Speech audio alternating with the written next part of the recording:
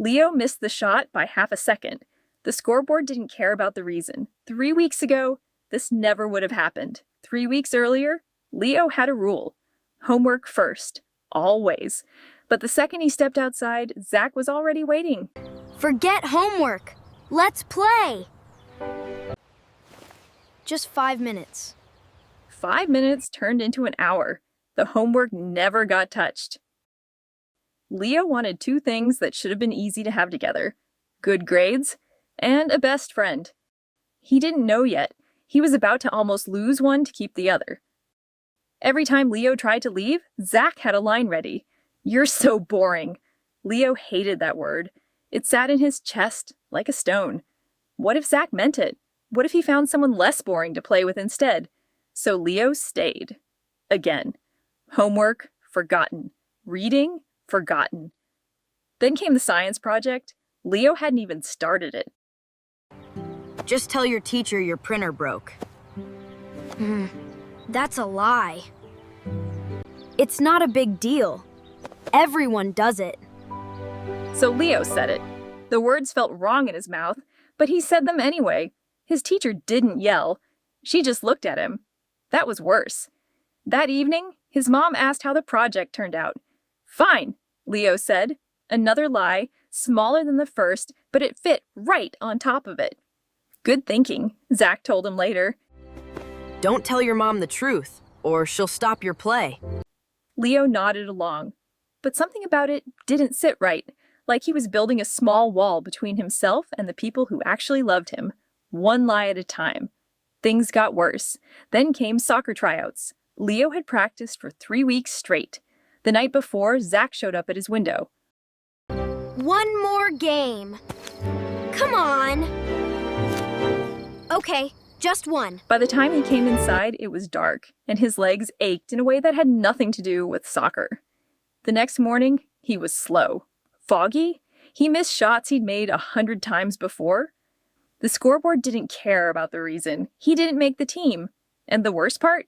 Zach wasn't even there to see it. That afternoon, Leo sat by himself at the edge of the field. Maya sat down next to him. He hadn't even noticed her walk over.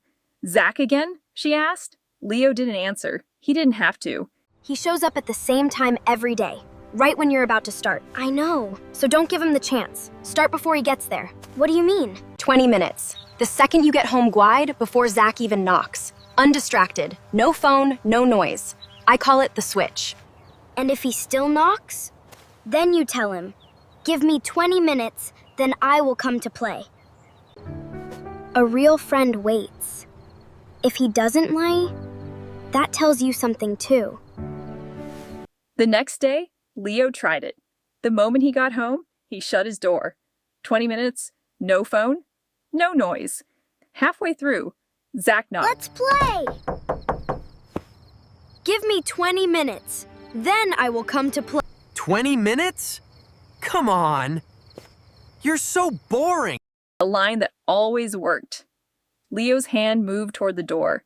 Then he thought of the lie he'd told his teacher. The lie he'd told his mom. Both of them, Zach's idea. Neither of them worth it. 20 minutes, that's it. "I'll be out in 20 minutes, he said again, "or you can go without me." Zach stood there a second, like he wasn't used to hearing no. Then he sat down outside the door, waiting, grumbling, but waiting. When the 20 minutes ended, Leo opened the door with his homework already done. No excuses to invent. No lies to keep track of. Play felt lighter, faster, guilt-free. The next week, he pushed it to 30 minutes. Then 40. His science project, the real one, on time, earned a gold star.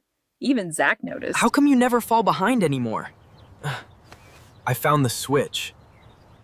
And I stopped letting boring win. Zach still shows up at the same time every day. He still says Leo's boring sometimes. But now, those words don't move Leo anymore. A true friend will never ask you to lie to the people who love you. A true friend will never make you smaller to keep him close. A real friend doesn't fight your boundaries. He waits for them. Find your switch. Then find friends who respect it, even when they don't understand it.